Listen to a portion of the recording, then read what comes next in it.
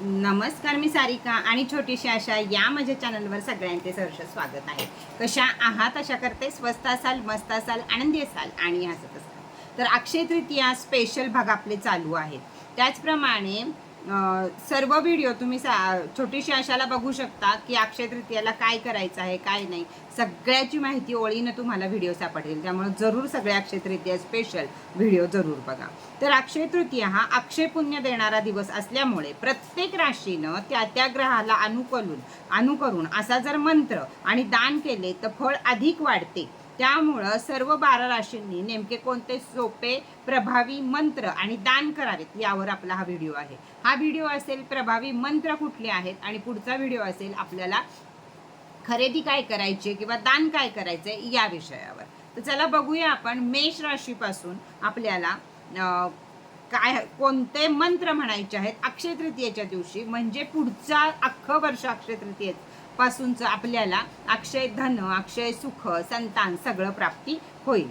तर मेष राशीपासून आपण सुरुवात करूया. पण त्याआधी जे कोणी या चॅनलला नवीन असतील त्यांनी सबस्क्राईब करा, लाईक शेअर दोन्ही करा, एकमेकांपर्यंत शेअर करा, म्हणजे जास्तीत जास्त जणांपर्यंत योग्य माहिती पुरेल. वरती दिलेल्या नंबरवर कोणतेही क्रिस्टल, कोणत्याही वस्तू माझ्याकडच्या जर हव्या असतील तर या नंबरवरती फक्त व्हॉट्सअप मेसेज करा, कृपया कोणीही फोन करू नका.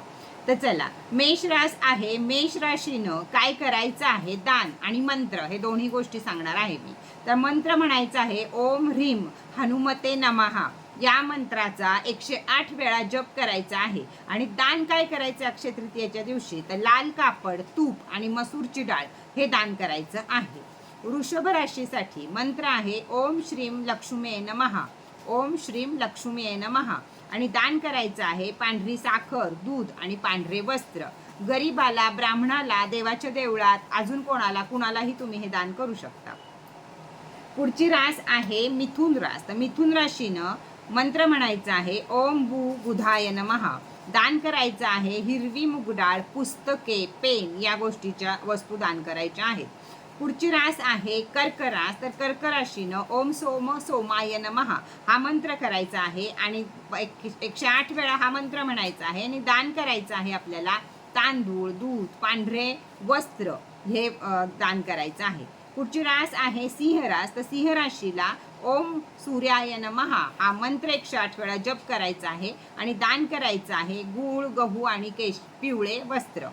कन्या राशीला मंत्र आहे ओम श्रीम विष्णवे नमः. दान करायचं आहे हिरवी डाळ, फळे आणि पुस्तके. पुढची रास आहे तूळ रास. तर ओम श्रीम ह्रीम श्रीम महालक्ष्मी नमः हा मंत्र म्हणायचा आहे आणि दान करायचं आहे सुगंध, अत्तर, गुलाब किंवा पांढरं कापड. वृश्चिक राशीला मंत्र आहे ओम नमो भगवते रुद्राय. दान करायचं आहे लाल फळे, तांबे आणि मसूरची डाळ. धनु राशीला मंत्र आहे ओम बृहस्पताय नमः. बृहस्पताय नमः. दान करायचं आहे पिवळे फळ, चणे आणि हळद. मकर राशीला मंत्र आहे ओम शम शनेश्वराय नमः. दान करायचं आहे काळे तीळ, काळं वस्त्र आणि लोखंड. कुंभ राशीला मंत्र आहे ओम नमः शिवाय. दान करायचं आहे पाणी, निळे कपडे, कापड आणि उडीद डाळ. पुढची रास आहे आणि शेवटची रास आहे मीन रास. तर मीन राशीला मंत्र करायचा आहे ओम नारायणाय नमः. आणि दान करायचंय पिवळं कापड, तांदूळ, गूळ आणि पिवळी फुले.